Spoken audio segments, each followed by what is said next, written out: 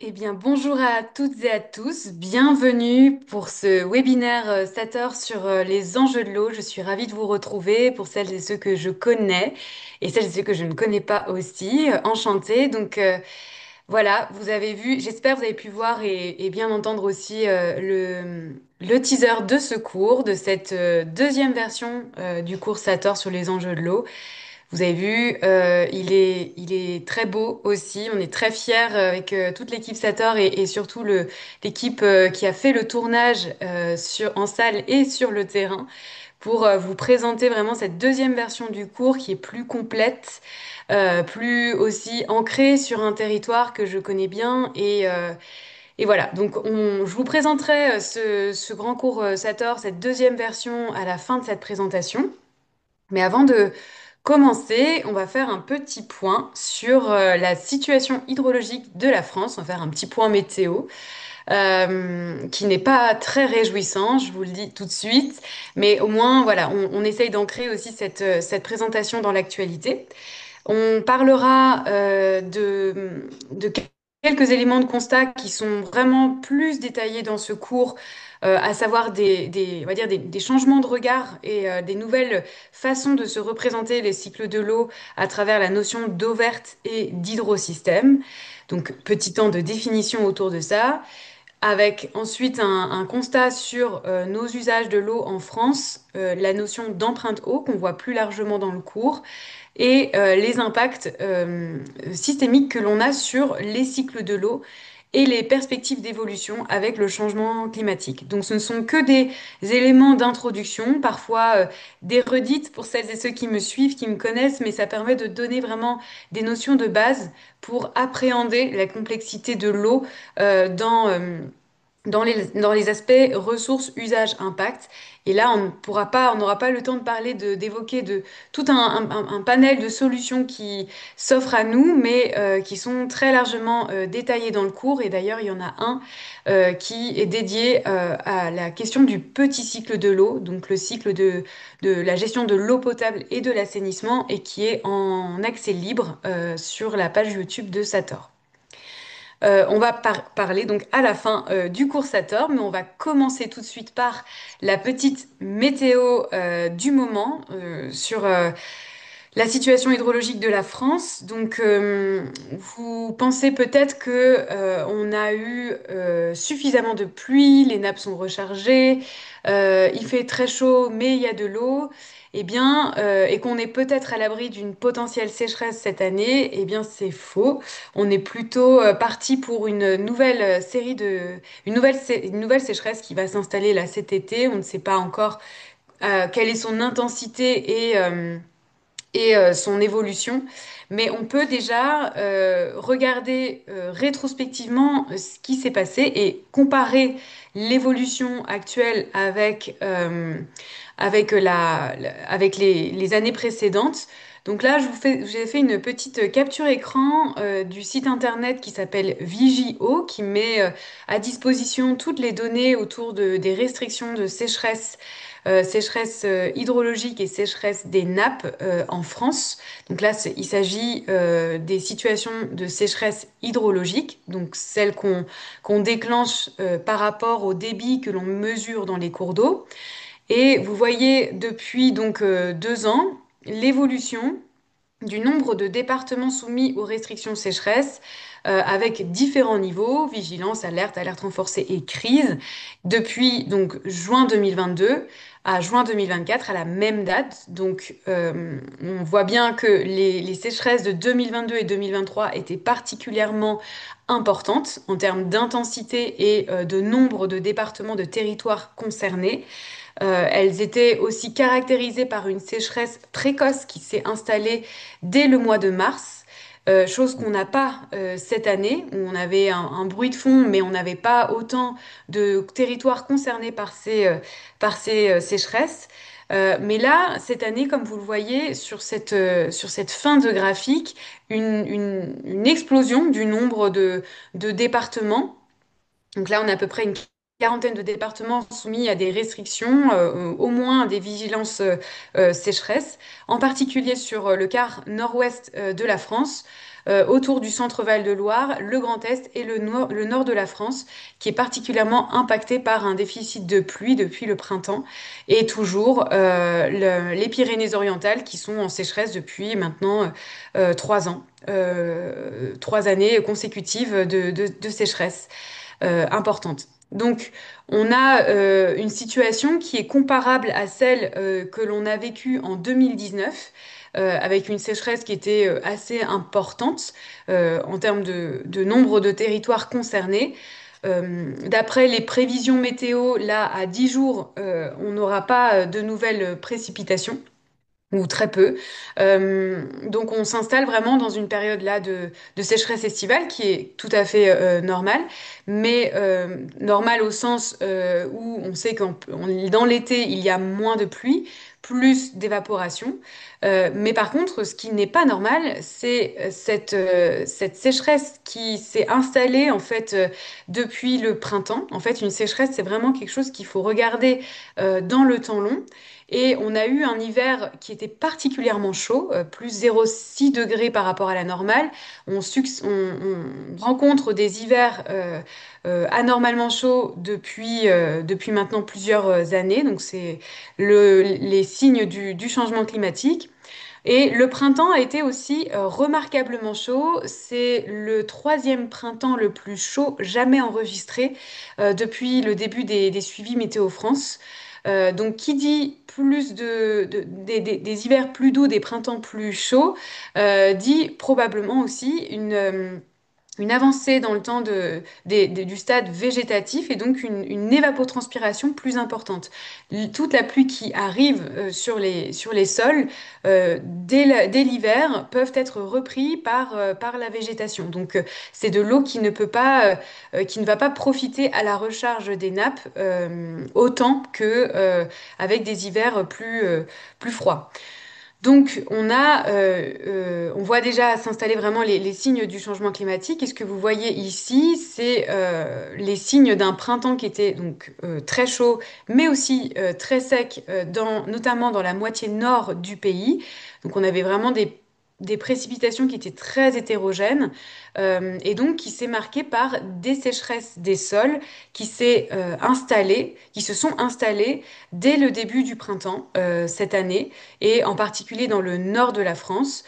Donc là, avec des déficits d'eau dans les sols qui peuvent atteindre jusqu'à 80% par endroit, avec des sols qui étaient au 31 mai par endroit, dignes d'un sol qu'on rencontre normalement au 31 juillet.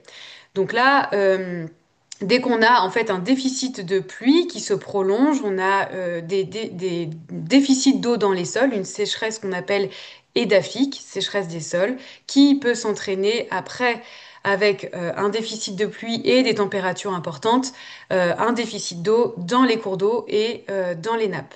Donc là, les vagues de chaleur qu'on est en train de vivre vont continuer à assécher les sols, à faire diminuer le débit dans les cours d'eau et la vidange des nappes qui est en cours depuis février va se poursuivre jusqu'à l'hiver prochain. Là, tout l'été jusqu'à l'automne, on ne va pas recharger les nappes, donc on est parti pour installer une nouvelle sécheresse pour un moment, en tout cas en ce qui concerne les territoires déjà secs. Là, donc, les deux derniers indicateurs pour caractériser une sécheresse sont, après la sécheresse des sols, les sécheresses hydrologiques, donc débit dans les cours d'eau, et on regardera après les sécheresses dans le niveau des nappes. Donc là, les débits de base, qu'on dit the base flow en anglais, sont assez bas. Donc le débit de base, hein, c'est le débit le niveau d'eau, le débit qui revient à la normale après une pluie. Hein. Tout ce qui va pleuvoir, tout ce qui va précipiter, là, au-delà d'être pris par la végétation, va ruisseler et être évacué et on aura voilà, que des petits pics dans les cours d'eau, mais pas de recharge. C'est ce qu'on appelle vraiment le débit de base qu'on rencontre notamment en été. Et là, vous avez donc c'est un débit statistique d'étiage qui sont représentés ici, avec au mois de mai déjà la plupart des cours d'eau en France qui ont des débits de bas qui sont des débits de base pardon qui sont inférieurs à la médiane, voire inférieurs à la décennale sèche. Donc c'est un marqueur de sécheresse importante. Et ce, donc, en particulier en Bretagne, dans la région Grand Est, Centre et Pyrénées-Orientales, une partie aussi en Corse. Donc ça, c'est déjà cela montre déjà on est déjà dans des conditions de sécheresse dans certains cours d'eau, avec une augmentation de la température de ces cours d'eau. Pour les nappes, donc là, je me réfère au dernier bulletin du BRGM qui suit la situation des nappes tous les mois et qui publie un bulletin très détaillé que je vous invite à aller regarder. Donc, de manière générale, de manière globale, les nappes sont à un niveau plutôt satisfaisant. En tout cas, alors moins que l'année dernière, mais plus satisfaisant que les années 2022-2023. On a des situations tout de même assez hétérogènes avec des nappes qui sont en situation excédentaire en ce qui concerne les nappes qu'on dit inertielles, c'est celles qui se rechargent lentement et qui se vidangent lentement aussi. Donc c'est assez logique de voir le bassin parisien et le bassin aquitain, qui sont des nappes inertielles qui sont en phase de vidange, mais vidange très lente. Donc on a des niveaux qui sont toujours hauts au regard des précipitations importantes qu'on a eues ces deux derniers hivers. Et on a des niveaux de nappes assez importants au niveau du Rhône, des nappes réactives qui sont connectées vraiment au débit du Rhône, signe aussi malheureusement de la fonte des glaciers qui est accélérée par le changement climatique. Des nappes en situation peu favorable, voire très défavorable, notamment les nappes du Jurassique, du Boulonnais, les nappes de Lorraine et les nappes du Jura qui se vidangent très vite puisque ce sont des nappes calcaires avec peu de sol au-dessus, donc qui sont assez réactives et dès qu'on a une sécheresse des sols et un déficit de pluie, une sécheresse des nappes qui se prononce assez vite. Les nappes aussi autour de Clermont-Ferrand, qui sont des formations volcaniques du Massif central, et aussi les nappes des Côtes d'Armor et du Finistère en Bretagne, sont là aussi dans des situations très défavorables. Et toujours les nappes des Pyrénées-Orientales, la plaine du Roussillon et le massif des Corbières qui sont en état critique depuis maintenant 3 ans. Voilà pour la situation des nappes. Donc la vidange, comme je disais, va se poursuivre. Donc le niveau des nappes va probablement se dégrader au cours de l'été, juillet, août, et ne vont pas se recharger tout de suite. Donc on ne peut pas s'attendre à une amélioration du niveau de ces nappes avant, à minima, avant octobre. Voilà pour la petite météo. On pourra répondre à vos questions sur cette météo dans une vingtaine de minutes. J'ai une vingtaine de minutes donc pour vous faire un petit rappel ou poser les bases un peu de cette complexité de l'eau.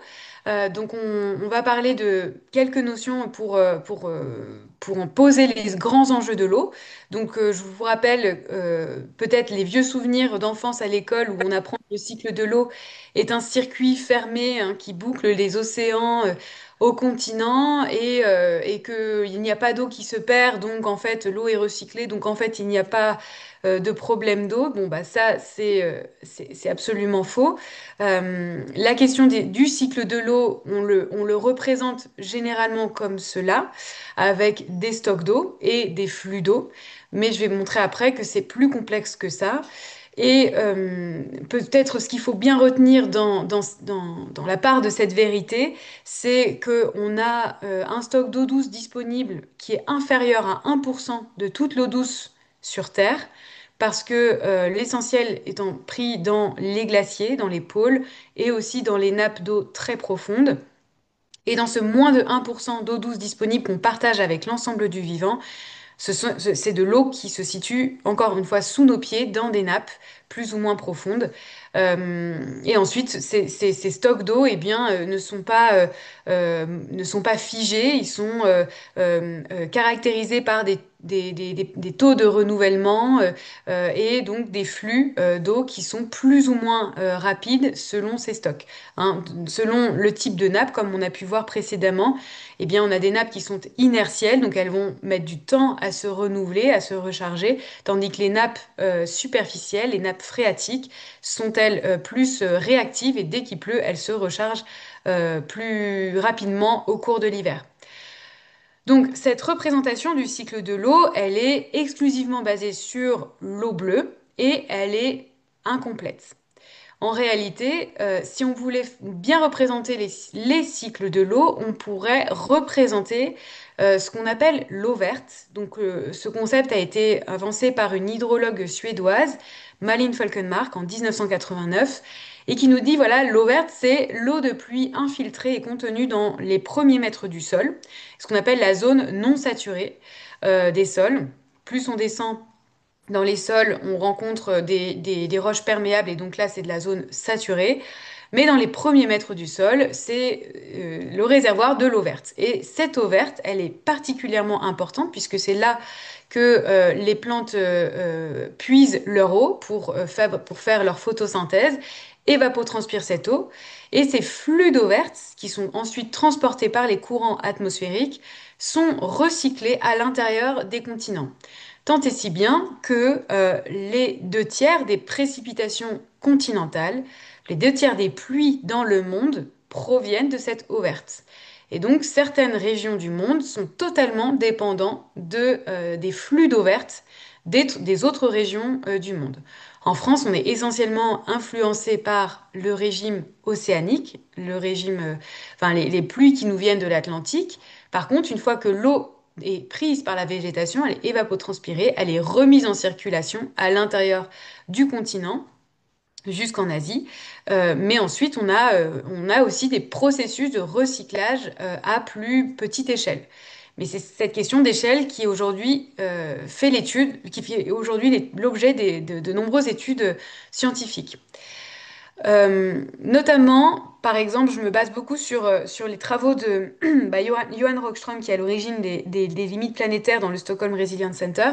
Il a travaillé avec Malin Falkenmark sur cette question de l'eau verte et il a défini dans cet article 2023 la notion de bassin atmosphérique qui délimite des régions où proviennent les précipitations, donc les bassins de précipitation. Et une fois que l'eau de pluie arrive, lorsque l'eau précipite, pardon, elle va être évaporée pour éventuellement reprécipiter. Donc là, ce sont ce qu'on appelle les bassins d'évaporation.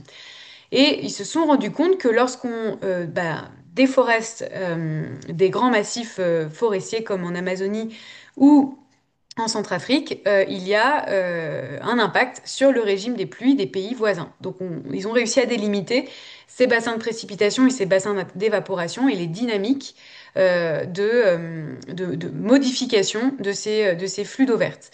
Et il pose cet enjeu de la gouvernance, un peu des systèmes de gouvernance autour de ces enjeux d'eau verte comme étant importants, voire prioritaires, en disant que finalement même les plus grands pays du monde dépendent de l'évaporation d'autres régions pour maintenir leurs précipitations. Donc c'est dire à quel point maintenant cette question de l'usage des sols, la couverture végétale des sols, peut vraiment être corrélée à des régimes de pluie des pays voisins. Ce qu'on appelle aussi les téléconnexions atmosphériques. Bon, je referme le chapitre eau verte et bassin atmosphérique. On va partir sur de l'eau bleue maintenant avec la notion d'hydrosystème. Donc, quand vous voyez une rivière hein, dans l'eau, sur vos territoires, vous voyez la partie visible en fait de l'hydrosystème. Il faut voir que une rivière est connectée à sa nappe d'accompagnement, donc ce qu'on appelle aussi nappe phréatique ou nappe alluviale, c'est le même mot, même terme. Et cela rend visible une connexion qui est invisible à l'œil nu, mais qui est bien réelle. Le débit que vous voyez dans les rivières, ce fameux débit de base est permis par justement ces connexions latérales, notamment permises par des zones humides, des nappes qui sont à des niveaux plutôt hauts. Donc il y a vraiment un fonctionnement saisonnier. En haute eau, les rivières rentrent en crue et débordent et peuvent alimenter leurs nappes d'accompagnement. Et en basse eau, c'est l'inverse. Les nappes sont hautes, elles diminuent progressivement, mais les nappes sont hautes au début de l'été et peuvent alimenter les rivières. Mais cette situation se dégrade, vous l'aurez compris, à mesure que l'on avance dans l'été. Donc, cette question d'hydrosystème, elle permet de rendre visibles des connexions qui sont invisibles. Déjà, une connexion amont-aval à l'échelle du bassin versant. Ce que vous voyez sur cette image, c'est la cuvette hein, naturelle, donc le bassin versant. Et on a aussi ces connexions hydrogéologiques et des connexions latérales où la rivière va pouvoir bouger latéralement, enfin on verra de moins en moins.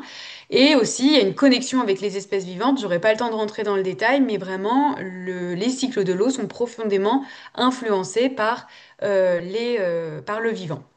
Donc on pourra répondre peut-être à vos questions sur ce sujet-là, mais si on voulait vraiment représenter ce cycle de l'eau, on le représenterait sous cette forme avec notre appropriation humaine de ces cycles de l'eau à travers l'eau verte, l'eau bleue, l'eau grise, qu'on appelle empreinte eau. Donc c'est une définition, une des définitions de l'empreinte eau. Et l'appropriation humaine totale s'élève chaque année à 24 000 milliards de mètres cubes d'eau. C'est l'équivalent de la moitié de ce qui s'écoule des fleuves et des rivières aux mers et océans. Chaque année, c'est comme si on détournait la moitié, hop, des débits de tous les grands fleuves et les rivières du monde et qu'on disait, bah ça, voilà, c'est cette eau qu'on a besoin dont on a besoin pour produire notre alimentation, notre énergie, nos vêtements, tout ce dont on a besoin pour nos sociétés humaines. Donc ça, c'est déjà un premier indicateur qui montre à quel point on est totalement dépendant de l'eau. Notre système économique est complètement dépendant de ces cycles de l'eau et de la disponibilité de l'eau, tant en quantité que en qualité. Donc on va regarder maintenant rapidement les usages et notre empreinte eau. Je vais aller vraiment très rapidement là-dessus. Vous pourrez voir plus largement dans le cours d'eau, dans le cours de Sator, que je fais une distinction entre les volumes prélevés et les volumes consommés. En France, on prélève 35 milliards de mètres cubes d'eau douce. La moitié servent au refroidissement des centrales nucléaires, surtout en circuit ouvert, celles qu'on retrouve sur le Rhône. Et ensuite, on a l'eau potable, les canaux de dérivation qu'on retrouve surtout dans le nord de la France, nord et nord-est de la France, mais aussi dans le sud, avec le canal de Provence, l'agriculture et l'industrie. Bon, volume prélevé, ça reflète un besoin, une demande en eau pour notre économie. Mais si on veut parler de conflits d'usage et de tensions sur la ressource en eau, il faut chiffrer les volumes d'eau qui sont réellement consommés. Les consommations d'eau, c'est l'eau qui ne retourne pas directement dans la rivière ou dans l'hydrosystème. Donc, le volume d'eau consommé, c'est le volume d'eau qui s'évapore ou qui se perd via des fuites. Donc on a environ 5 milliards de mètres qu'on consomme chaque année en France et ces consommations, elles se concentrent dans une période critique qui est celle de l'été, puisque c'est là où on a une diminution de la ressource en eau disponible. Et donc là apparaissent les conflits d'usage, en particulier là, vous voyez sur cette carte les territoires en marron très foncé qui consomment plus de 80% de l'eau douce disponible. Et c'est là, typiquement, où on a concentré certaines cultures très gourmandes en eau, comme le maïs. Alors, la question des besoins en eau, donc il faut, vous l'aurez compris, regarder d'un point de vue prélèvement et consommation, et notamment là, regarder sur la période estivale. Et ces volumes d'eau consommés ont tendance à augmenter. Et augmentent aussi pendant la période estivale. Et ces consommations, ces besoins se cumulent à de nouveaux besoins qui peuvent impacter les milieux aquatiques et induire des conflits d'usage. Et donc, on peut penser tout de suite à l'irrigation de nouvelles surfaces agricoles. Des cultures qui autrefois n'étaient pas irriguées deviennent irrigables, notamment dans le nord de la France. La fabrication des puces électroniques en Isère, l'extraction de lithium pour la fabrication de batteries pour les véhicules électriques demande de l'eau virtuelle, mais qui est maintenant bien réelle sur notre territoire français. Et le refroidissement des data centers induisent une demande supplémentaire sur des territoires qui ont déjà en fait des besoins importants. Donc, c'est très difficile sur cette question des data centers d'estimer l'évolution de la demande en eau et de la consommation, mais on sait qu'elle est vraiment en pleine explosion, en pleine expansion et que ça peut poser des problèmes de conflit d'usage. Toutes ces nouveaux besoins reflètent aussi ce qu'on appelle l'empreinte eau, c'est cette eau invisible, virtuelle, dont on a besoin pour fabriquer notre alimentation, nos objets du quotidien. Et donc, pour parler de ça, il faut se rendre compte qu'on mange de l'eau. En réalité, c'est surtout lié à notre alimentation, hein. 86%, d'après cette méthode, de notre empreinte eau quotidienne est liée à notre alimentation. Plus on a un régime alimentaire riche en protéines animales, plus notre empreinte eau est élevée. Et au quotidien, donc chaque jour, un Français moyen a une empreinte eau de 4 900 litres d'eau, si on fait la somme de l'eau verte, l'eau bleue et l'eau grise. Ça, c'est une méthode de calcul. Il en existe une autre qui est plus liée à l'analyse de cycle de vie, mais globalement, retenez que l'empreinte eau quotidienne d'un Français se situe entre 5 000 et 10 000 litres d'eau par jour, et que c'est essentiellement lié à notre alimentation. Donc tout ça, on l'aborde dans le cours et vraiment on le détaille, on l'explique, qu'est-ce qu'il faut comprendre et sur quoi il faut faire attention à travers cette empreinte eau. Mais j'insiste vraiment sur cette question d'empreinte eau parce elle se manifeste maintenant réellement sur le territoire par des nouveaux besoins et notamment par cette question de la fabrication de batteries au lithium français, notamment. On a aussi très largement impacté nos hydrosystèmes avant même d'avoir euh, vu apparaître les effets du changement climatique. Donc, c'est important de voir ici tous les impacts que l'on a sur les hydrosystèmes. Donc, les premiers concernés sont les impacts sur l'eau verte, à savoir le changement de couverture et l'usage intensif des sols, le drainage intensif des sols, le surlabourage des sols pour de l'agriculture intensive, l'appropriation de l'humidité des sols, hein, dès lors qu'on casse une prairie, on la retourne pour en faire de la monoculture de céréales, là on est dans une forme d'appropriation de l'humidité des sols, où on est dépendant de l'eau verte jusqu'à un certain point où on va devoir irriguer cette culture avec de l'eau bleue pour les besoins des cultures. Sur la question de l'eau bleue, on a largement construit des stockages artificiels pour l'hydroélectricité, pour l'irrigation agricole. On a aussi construit beaucoup d'aménagements hydrauliques et je vais l'illustrer juste après. On a fait un petit tour sur les prélèvements et les consommations en eau. On a aussi maintenant beaucoup de problématiques liées aux pollutions directes et diffuses des hydrosystèmes qui peuvent rester plus ou moins longtemps dans ces hydrosystèmes, se dégrader plus ou moins rapidement. Et le changement climatique dans tout ça va venir vraiment exacerber, amplifier les effets, les désordres que l'on a occasionnés déjà sur ces bassins versants. Petite illustration sur ce que j'appelle l'altération des hydrosystèmes et en particulier les aménagements hydrauliques. En France, depuis le XXe siècle, le milieu du XXe siècle, on a construit énormément d'infrastructures hydrauliques euh, pour, euh, pour les besoins en hydroélectricité notamment, mais aussi pour l'irrigation agricole, pour le contrôle des crues, pour le trafic fluvial, pour l'extraction de matériaux dans le lit des cours d'eau. Mais peut-être avant ça, on a, comme je montre ici, sur la plaine du Rhône en Chautagne, voilà, un paysage qui a complètement été bouleversé par ces aménagements hydrauliques. D'un point de vue agricole, toujours une tendance à retourner les prairies pour la culture de céréales, le drainage des zones humides, la disparition de la ripisylve, tout ça a un impact sur l'eau verte. Et sur l'eau bleue, le Rhône a été, vous voyez, depuis 1760, en fait, depuis 1900, depuis le XXe siècle, mais vous voyez là une image du Rhône en plaine de Chautagne en 1760, qui était vraiment une rivière en tresse, donc très riche, avec avec, avec une déconnexion et un hydrosystème sain. On l'a complètement donc rectifié et aussi accéléré, contrôlé dans des systèmes d'endiguement. Et vous voyez aussi sur cette image les gravières, donc les sites d'extraction de granulats qui ont été qui restent en fait, et puis la nappe du Rhône qui affleure au niveau de ces gravières. Donc tout ça, en fait, la rectification, l'extraction, l'endiguement, la dérivation, entraîne la déconnexion de ces hydrosystèmes et cela fragilise beaucoup, on va dire notre résilience, la résilience des territoires face au risque de sécheresse et d'inondation. Je vais redézoomer avant de terminer sur la présentation du cours, sur la question de limite planétaire de l'eau. Donc il y en a deux. Pareil, vraiment les explique dans le cours Sator. L'eau bleue, indiquée par l'évolution des débits dans les cours d'eau, et l'eau verte, évolution de l'humidité dans les sols. Ce sont deux limites qui ont été franchies au début du XXe siècle.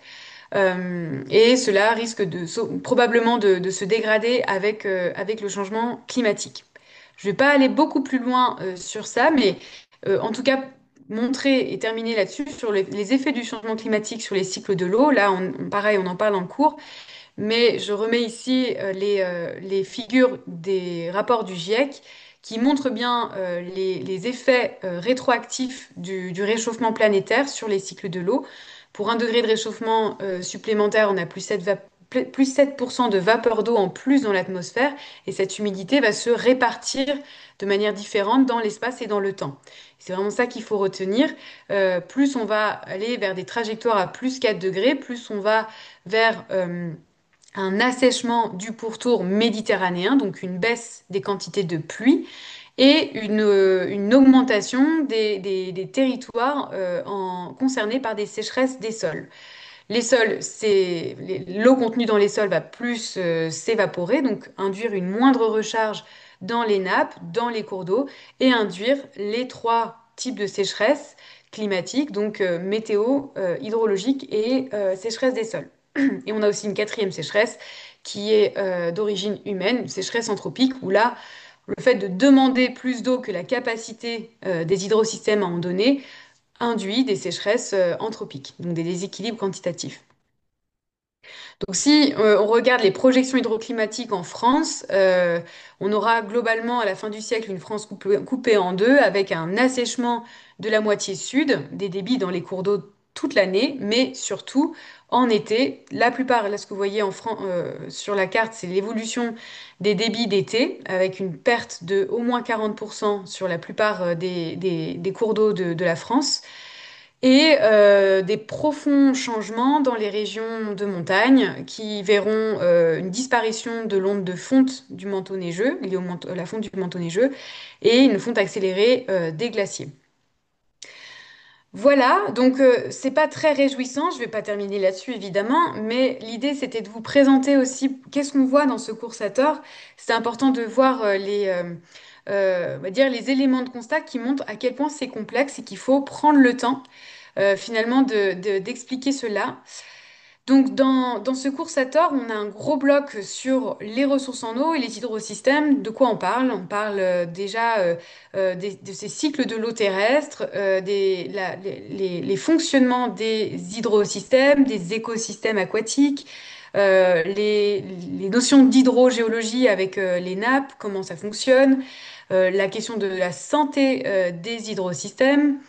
Et avant de passer sur le module dédié aux usages de l'eau, visible, invisible, le petit cycle de l'eau potable et de l'assainissement des eaux pluviales, mais plus largement aussi, et c'est là vraiment que on a besoin de s'acculturer sur ces questions-là, les besoins en eau dans notre économie, le système énergétique, alimentaire et agricole, mais aussi industriel, puisque on est tous dépendants de cette eau, on est tous sur un bassin versant et on dépend tous de la disponibilité de l'eau pour tous nos usages, mais aussi pour les hydrosystèmes. Donc, à travers tous ces impacts que j'ai commencé à dessiner ici, et les impacts notamment sur l'eau verte, l'eau bleue, l'eau grise, on part sur les projections, enfin les mécanismes du changement climatique et des systèmes hydrologique pour aller vers qu'est-ce qu'on fait.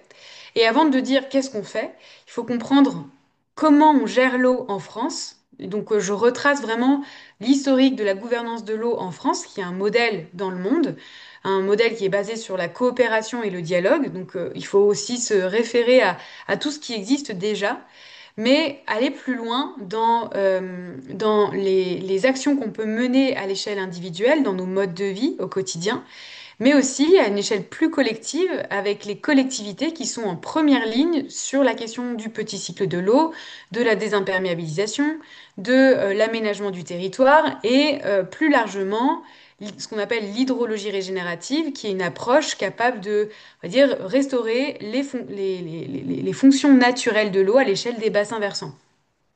Donc, on va s'appuyer, on définit quelques notions de base et on regardera on regarde dans ce cours des exemples concrets et on va sur le terrain. On a interrogé aussi des acteurs locaux qui sont sur le bassin du Fier et du lac d'Annecy, mais aussi sur le Chéran pour appréhender en fait toute cette complexité d'avoir des hydrosystèmes en bonne santé. Donc, l'idée de ce cours, c'était vraiment de montrer qu'il y a déjà des territoires qui sont en action, que certes, le tableau qu'on dépeint est très, peut-être pessimiste, il n'y a pas de trajectoire prédéfinie, hein, on peut encore agir sur l'atténuation du changement climatique, mais on peut aussi, et c'est aussi toute la philosophie, je crois, de Sator, d'aller vers cette notion de robustesse slash résilience des territoires et mettre en place un certain nombre d'actions collectives pour vraiment régénérer ces cycles de l'eau et par l'aménagement du territoire, mais aussi par un mode de gouvernance de l'eau qui soit plus inclusif, démocratique et participatif. Donc pareil, on va ouvrir un chapitre autour de la gouvernance de l'eau dans ce cours. Et voilà. Et après, avec ça, vous pouvez aussi bien vous mettre en action dans votre organisation et aller plus loin dans une démarche de dialogue territorial, là où vous pouvez, vous êtes en capacité d'agir. Voilà, je vais m'arrêter là pour cette présentation du cours. On va pouvoir répondre à vos questions et voilà, avoir un bon temps d'échange euh, pour, euh, pour répondre à la fois au sujet de l'actualité, mais aussi des sujets de l'eau. Merci beaucoup pour votre attention. Merci Charlène, c'était passionnant. Alors, il y a eu pas mal de questions dans le chat. Je vous propose de commencer par celle-ci, et puis après on prendra les nouvelles questions. Donc déjà pour commencer, je vous propose une première salve de questions pour revenir concrètement sur l'aspect scientifique de ce cycle de l'eau. Est-ce que tu pourrais nous en dire plus sur les glaciers? Charlène, et notamment plusieurs personnes ont demandé s'il y avait des statistiques ou des études, des chiffres concrets qui donnaient une idée de la proportion d'eau de la fonte des glaciers qui devenait ensuite de l'eau douce disponible. Première question. Deuxième question, quel est l'impact de cette disparition des glaciers alpins sur la continuité latérale des hydrosystèmes? Waouh, c'est des question très technique, effectivement. Merci. Donc, en termes de volume, je ne pourrais pas vous donner des chiffres précis, d'autant plus qu'en fait, c'est assez enfin, spécifique à chaque bassin versant, chaque bassin glaciaire. Là, je pense qu'il faudrait poser la question à Heidi Sevestre ou Jean-Baptiste Bosson, qui sont des glaciologues très connus. Par contre, ce que je sais, c'est que la contribution de la fonte des glaciers en France va diminuer, commence déjà à diminuer dans les Pyrénées. D'ici 2030, on aura des endroits qui ne seront plus alimentés par certains glaciers. Bon, c'est déjà le cas hein, par endroit, mais sur des cours d'eau importants, notamment je pense à l'Adour et la Garonne, où on a une disparition de la contribution de la fonte glaciaire dans ces débits, en particulier l'été. Je vais vous parler de l'Arve, qui est un sujet, qui a un bassin versant que je connais bien, donc l'Arve en Haute-Savoie, qui prend sa source au pied du Mont Blanc, sur la commune d'Argentière. Donc là, on voit vraiment depuis les dernières vagues de chaleur une fonte très importante des glaciers, de la mer de glace en particulier. Et d'après une étude scientifique sur les perspectives d'évolution des débits de larves d'ici la fin du siècle, on s'attend à ce que la contribution des glaciers du Mont Blanc chute à partir de 2050 et pourrait provoquer à la fois un réchauffement des eaux en été et une diminution des débits dans l'Arve. Une diminution assez importante, hein. Donc, je pourrais vous renvoyer le lien vers l'étude en question, si ça vous intéresse, spécifiquement sur la question de larves. Après, la plupart des gestionnaires des bassins versants et les agences de l'eau font des modélisations aussi. Et puis, ce que je peux vous dire sur la question la deuxième question, pardon, Juliette, c'est sur l'impact sur la mobilité latérale, c'est ça, La des hydrosystèmes. continuité latérale des hydrosystèmes. Alors ça, c'est intéressant. En montagne, donc on s'aperçoit que le changement, les zones de montagne sont celles qui seront les plus impactées par le changement climatique à plein de niveaux. On aura plus de précipitations sous forme de pluie donc liquide, moins sous forme de précipitations neigeuses, donc remontée de ce qu'on appelle l'ISO en altitude, et donc aussi une augmentation des risques de crues torrentielles qui sont caractérisés par des crues très chargées en matériaux, des blocs, des graviers, etc. Ces blocs, ces graviers vont s'accumuler en fait en aval, d'amont en aval, mais peuvent profondément modifier l'hydromorphologie, la morphologie des rivières dans les plaines de montagne. Donc en termes de connectivité latérale, probablement que c'est ce qu'on a pu voir sur la Vésubie récemment, il y a quelques années avec la tempête Alex, où on a vraiment une morphologie des cours d'eau qui a été modifiée avec une aggradation sédimentaire mm, colossale dans ces vallées-là. Mais il y a donc effectivement des dégâts, des enjeux, des habitations, des routes. On va dire des canalisations d'eau potable et d'assainissement qui sont détruites.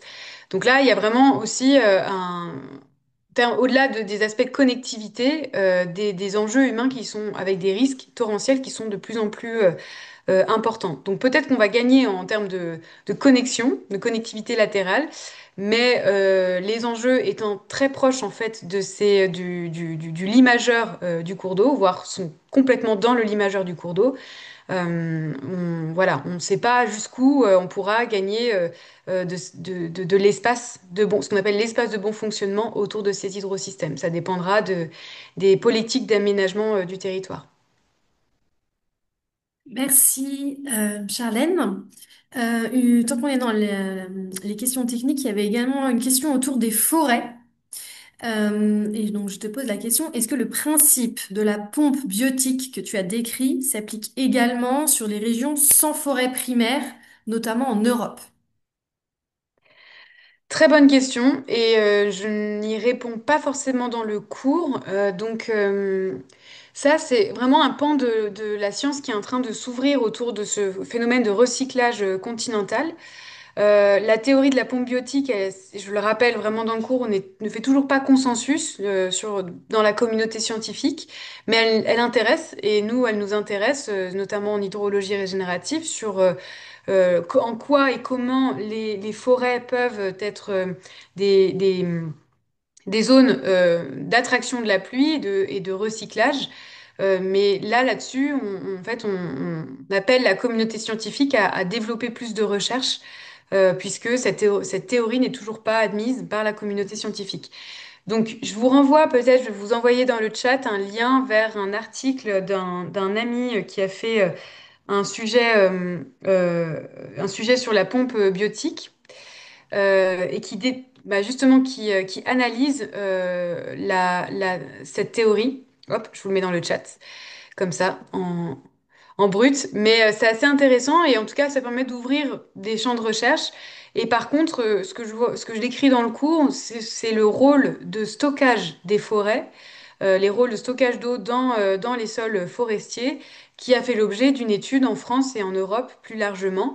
Et là, on s'aperçoit qu'on a des potentiels de stockage d'eau dans les massifs forestiers qui sont très important. Donc il faut qu'on travaille aussi sur les modes de gestion forestière pour optimiser ce stockage d'eau naturelle. Parfait, merci. Alors, il y en a vraiment beaucoup de questions. Donc, ce que je vous propose maintenant, c'est de continuer à remonter les questions du chat qui étaient plus de l'ordre de la politique et de la prospective. Mais d'autre part, ceux qui veulent poser directement leurs questions à Charlène peuvent se manifester dans le chat. Donc, vous pouvez mettre moi et je vous laisserai la parole ensuite, une fois que Charlène aura répondu aux quelques questions que je vais lui poser. Donc, Charlène, donc tu nous as parlé. Enfin, déjà, premièrement, est-ce que tu peux nous faire un état des lieux de la France par rapport aux autres pays en matière d'empreinte eau?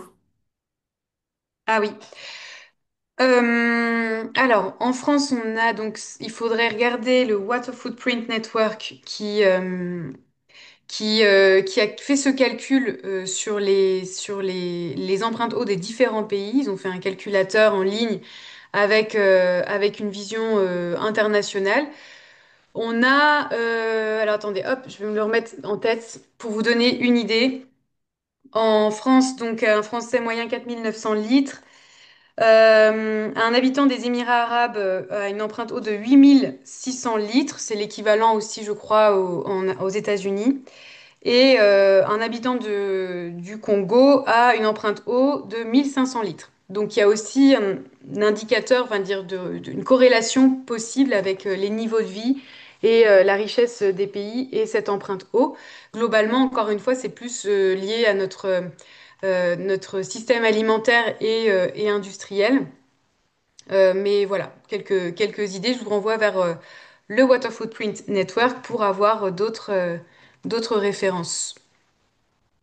Ah bah voilà, il y a Merci. déjà le... Est-ce que le cours traite également de la situation internationale ou est-ce qu'il reste focalisé sur la France? On parle un peu d'international, on parle un peu de la, on va dire la gouvernance de l'eau, mais à l'échelle européenne. On va pas l'étendre à un niveau onusien, je dirais. Et puis, on regarde aussi, on reste quand même plutôt centré sur l'Europe, on va pas sur les autres pays. Déjà parce que je suis meilleure connaisseuse de l'hydrologie en France que dans les autres pays. Et puis j'ai, on va dire, à cœur de m'adresser à des acteurs locaux qui sont en première ligne sur ces enjeux-là. Par contre, j'essaie de donner quelques exemples dans le monde pour des inspirations qui peuvent voilà, qui peuvent nous aider dans les recherches de solutions. Et donc, tu as parlé d'un modèle français qui était basé sur la diplomatie et la coopération. Est-ce que on pourrait imaginer une diplomatie internationale de l'eau? Est-ce que des choses sont faites en la matière et quel éclairage rapide, synthétique tu pourrais nous faire de la situation mondiale? Alors, il existe pardon, déjà des instances internationales et il y a un sommet mondial de l'eau qui est en train de se préparer là pour cette fin d'année. Donc un nouveau sommet mondial de l'eau, mais qui ne se réunit pas souvent par rapport aux autres problématiques qu'on rencontre dans l'écologie. Mais ces enjeux de l'eau font de plus en plus objet de réunions par les organismes onusiens. Et par contre, il n'y a pas de véritable instance, on va dire, qui va parler des risques de conflit, de manque d'eau, l'empreinte eau aussi. Donc là, il y a un groupe en France, un groupe d'experts qui travaille avec le Partenariat français de l'eau, qui est lui tourné vers l'international, et vont vraiment travailler sur cette notion d'empreinte eau dans les échanges internationaux notamment, et les pays qui sont déjà en stress hydrique, est-ce qu'ils vont encore pouvoir échanger cette eau virtuelle dans les années à venir avec le changement climatique? Là, ça fait l'objet de nombreuses études. Par contre, en termes de diplomatie, on n'a pas d'hydrodiplomate à l'échelle internationale. Ce sera peut-être l'objet enfin, en tout cas d'un futur métier, je le souhaite. Mais on en a déjà en France et je on va dire, recontextualise le modèle européen et français qui est souvent pris en exemple dans le monde et qui permet d'éviter on va dire des conflits armés qui peuvent s'auto-alimenter par les conflits d'usage autour de l'eau. Voilà ce que je peux dire. Merci. Une question est remontée également sur l'impact de la tech. Donc tu nous as parlé des batteries, etc. Mais est-ce que tu pourrais nous faire également un panorama de l'impact des data centers et enfin, le poids qu'ils représentent dans l'utilisation industrielle de l'eau et surtout quelle est la trajectoire prospective de cet impact?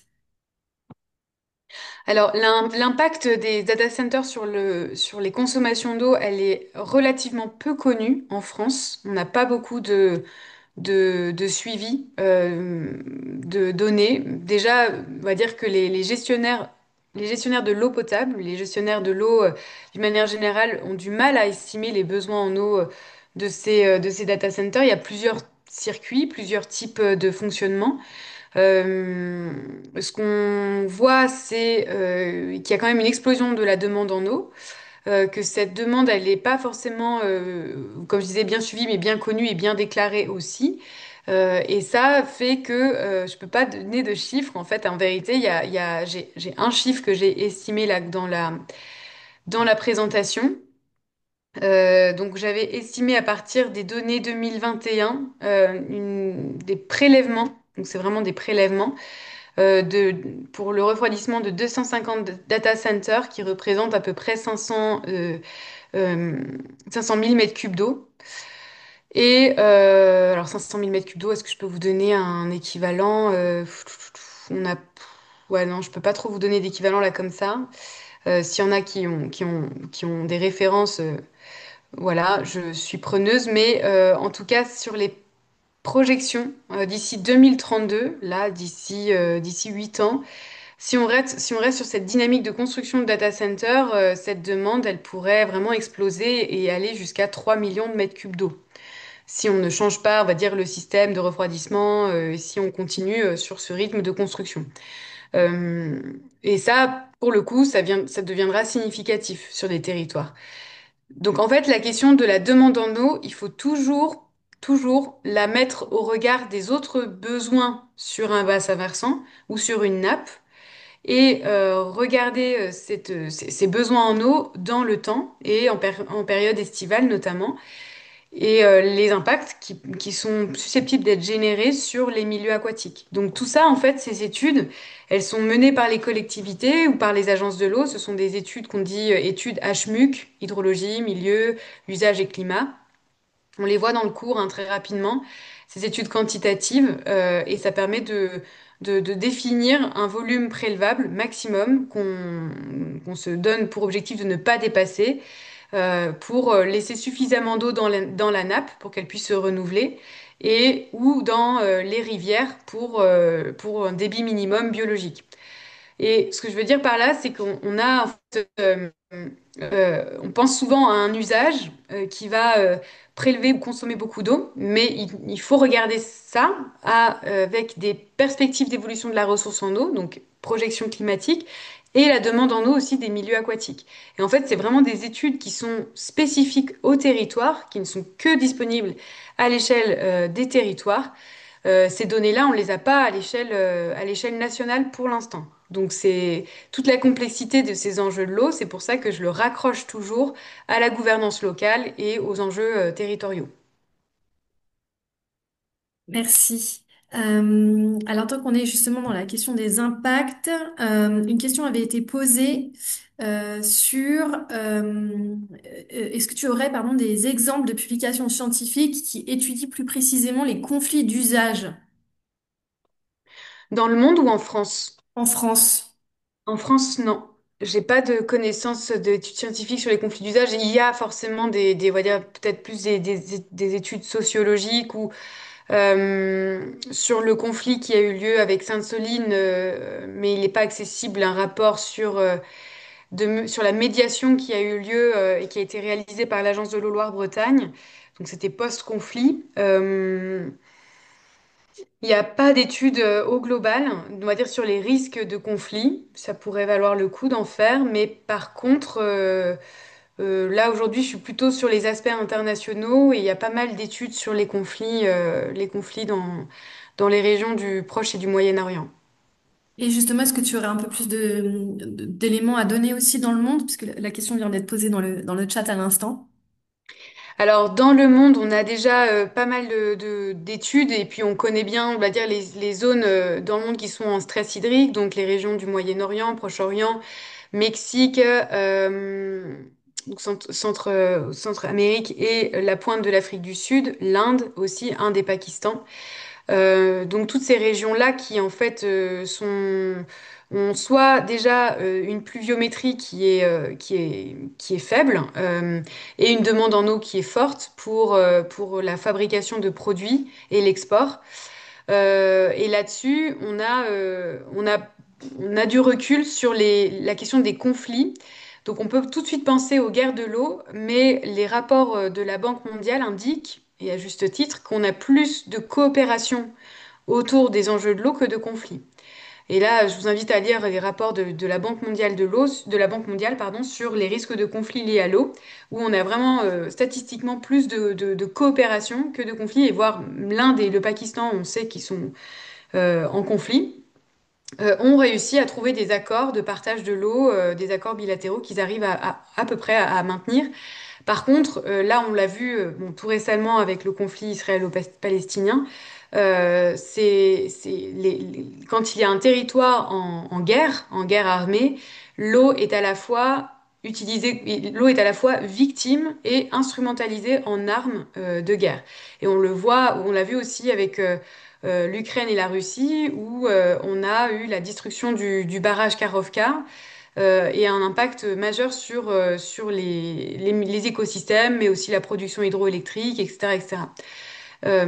Donc en fait, dans ce cas-là, quand on détruit par exemple un barrage, une digue, ou une infrastructure, et là ça devient de plus en plus important, les cyberattaques sur les infrastructures de potabilisation ou d'assainissement sont de plus en plus enregistrées. Et ça fait peser des risques, même en France, hein, sur la sécurité de l'alimentation en eau potable et la continuité des services pour cela. Et tout ça m'amène à dire que cette notion de conflit, elle est vraiment assez complexe et tous les experts le disent, il faut toujours la situer un contexte de conflit géopolitique armé où lorsqu'il y a un conflit géopolitique armé, les conflits liés à l'eau vont alimenter dans un cercle vicieux ces conflits-là. Euh, Rares sont les conflits armés qui sont déclenchés par une crise de l'eau. C'est surtout l'eau qui est utilisée comme un instrument de guerre ou une victime de ces conflits. Merci Charlène. Donc, il y a trois nouvelles questions, toujours sur cette thématique des infrastructures. La première, que penses-tu des récupérateurs d'eau? Est-ce que ce n'est pas prendre l'eau qui devait aller aux plantes et aux nappes à un moment précis pour les utiliser plus tard avec un risque d'évaporation entre-temps? Alors, la question des récupérateurs d'eau, toujours pareil, c'est à situer en fonction des usages qui sont projetés. Alors, à l'échelle industrielle, ça peut avoir du sens par rapport... euh, là, en fait, quand on passe d'un prélèvement d'une ressource à la récupération de l'eau de pluie, donc c'est ce qu'on appelle de la substitution, on passe d'un réservoir à un autre, quoi. Ça peut être vraiment intéressant pour être plus résilient en cas de sécheresse. On peut se reporter plus facilement sur les stocks d'eau de pluie. Euh, voilà, mais après, ça dépend encore une fois des usages, des process. Il faut aussi s'assurer que la qualité de l'eau soit suffisante pour ces process-là.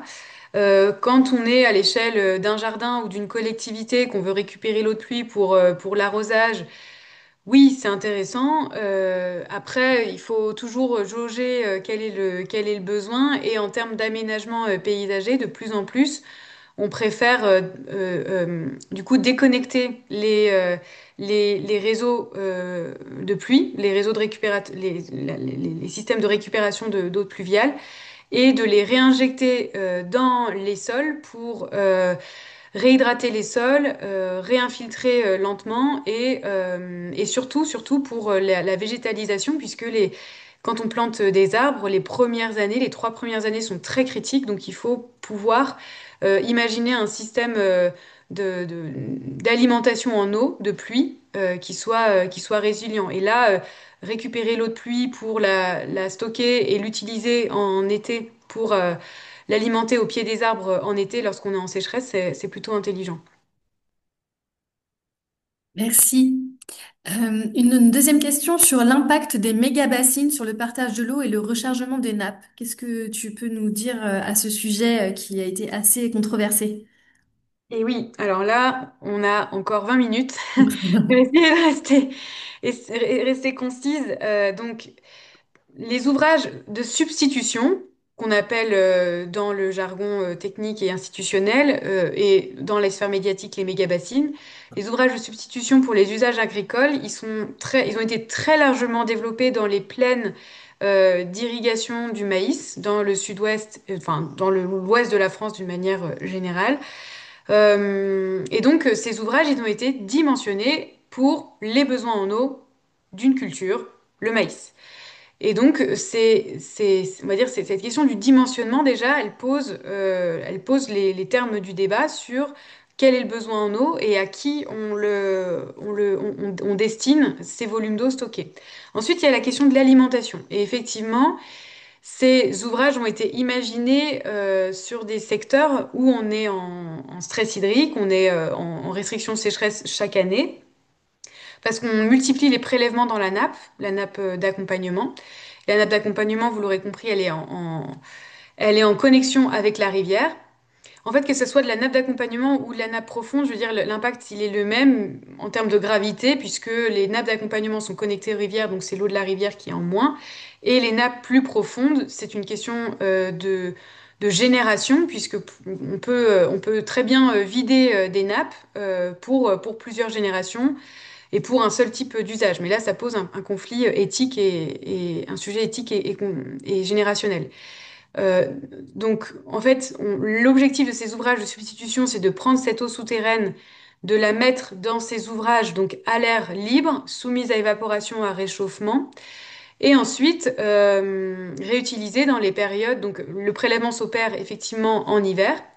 Et plutôt que de le faire en été, on le fait en hiver. Certes, c'est mieux pour la nappe dans l'immédiat, mais par contre, on ne change pas les prélèvements. C'est-à-dire qu'il n'y a pas une intention de sobriété, de changer de culture, par exemple, si on voulait vraiment réduire les prélèvements. Il n'y a pas non plus, ou très rarement, rares sont les territoires qui ont mis en place cette condition de changement de pratique. Et le sujet des méga-bassines, il occulte le changement de modèle agricole pour passer d'un usage intensif des sols et des pesticides, des engrais azotés, vers des modes de production plus en agriculture biologique, agriculture de conservation des sols ou en agroforesterie, tout ce qui permet en fait à l'eau de rester dans les sols. Donc en fait, on passe déjà au stockage alors qu'avant, il aurait fallu déjà travailler sur des changements de pratiques, la réimplantation de haies, la remise en eau de zones humides, de mares, etc., etc. Donc on commence par on va dire le dernier maillon de la chaîne, à savoir le stockage, alors que on pourrait déjà stocker de manière différemment dans les paysages. Donc c'est vraiment pour moi un vrai sujet de maladaptation parce que on ne change pas, on augmente les risques d'effets rebond et ensuite on aggrave parfois la situation, notamment sur les aspects de qualité. On ne voit pas de changement dans, par exemple, les concentrations de pesticides dans les cours d'eau ou de l'azote dans les eaux souterraines. Donc c'est vraiment complexe et c'est clair que ce changement ne va pas pouvoir s'opérer du jour au lendemain, mais il est clair que plus on a tendance à investir dans ces ouvrages, plus on fige un modèle pour plusieurs années et moins on a de marge de manœuvre pour changer par la suite. Merci Charlène.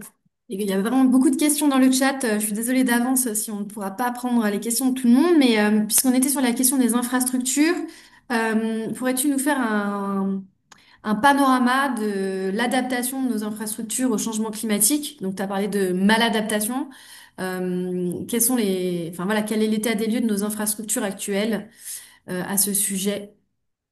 Alors, faut être un tout petit peu plus précis sur les termes d'infrastructure. Ben, les ponts, barrages, stations de pompage, écluses.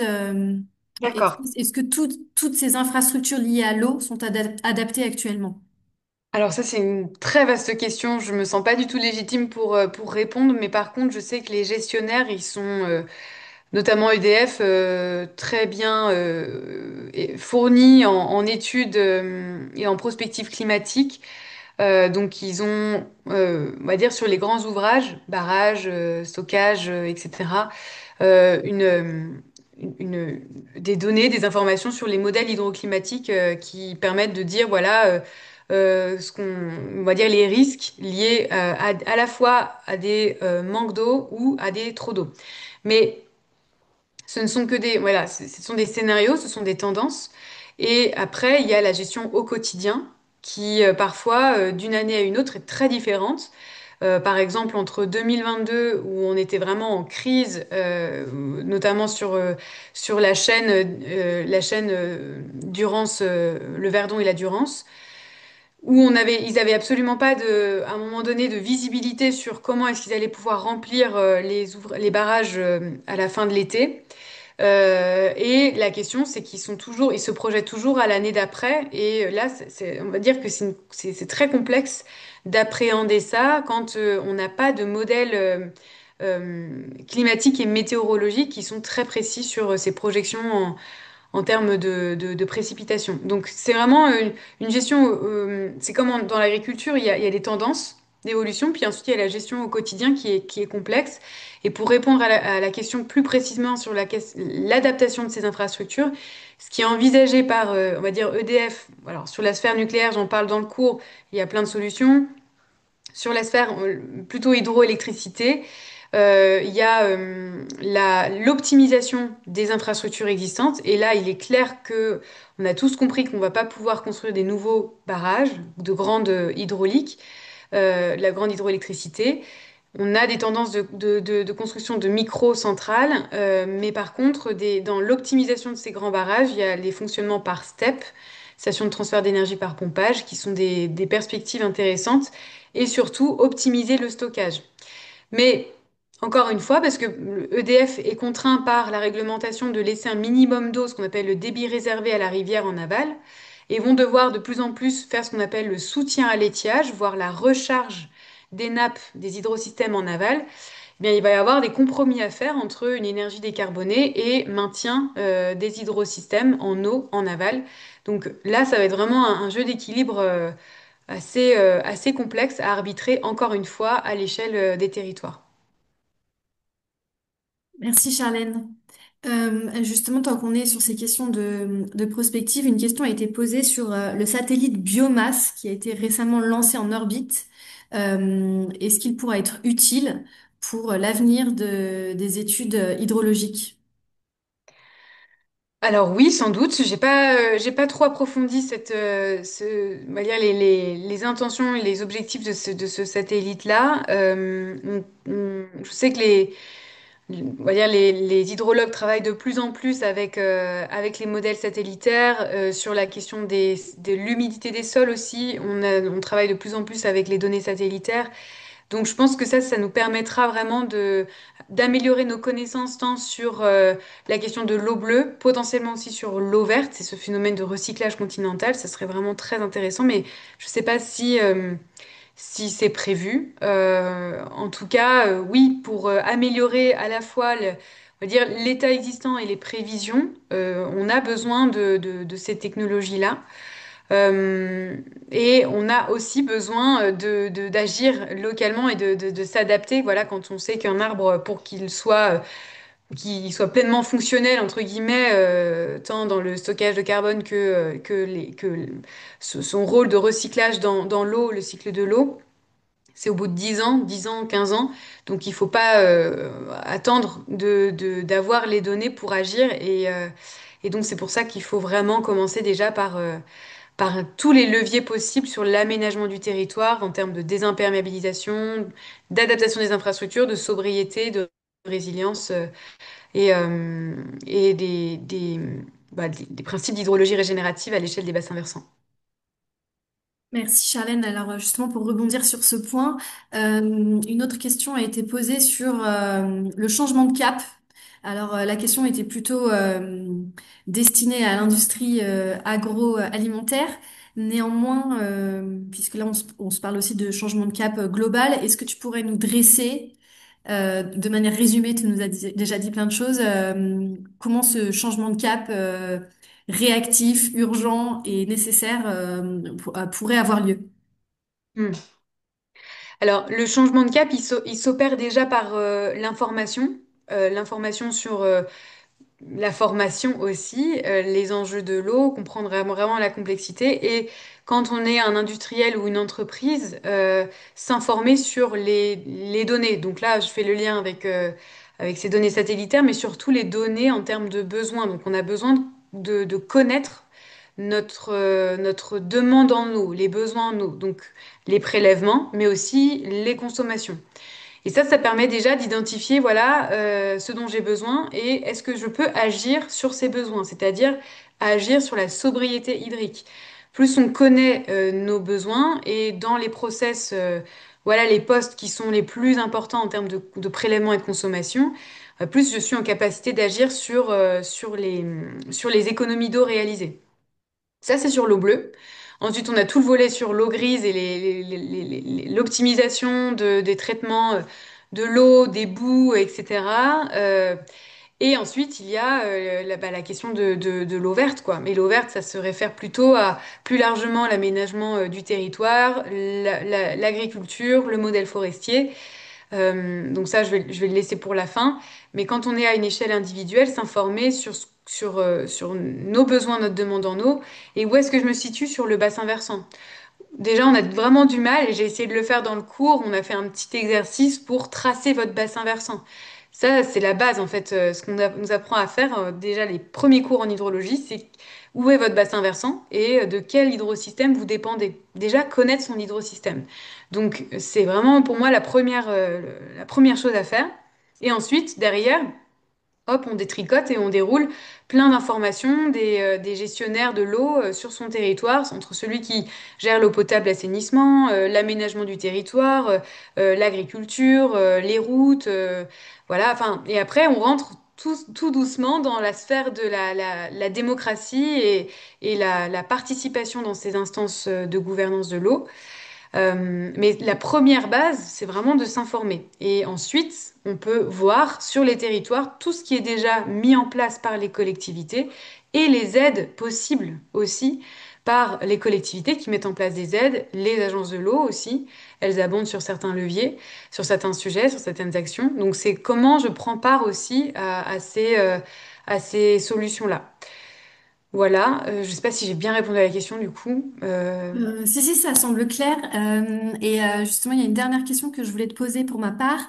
Il y a eu également des échanges dans le chat sur le versant pédagogique et la sensibilisation, vulgarisation de ces sujets. Donc, la fresque de l'eau a été citée, l'atelier compte-gouttes a été cité.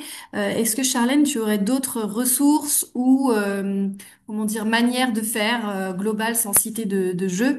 Pour globalement monter en compétences, enfin faire monter la société française en compétences sur ces sujets.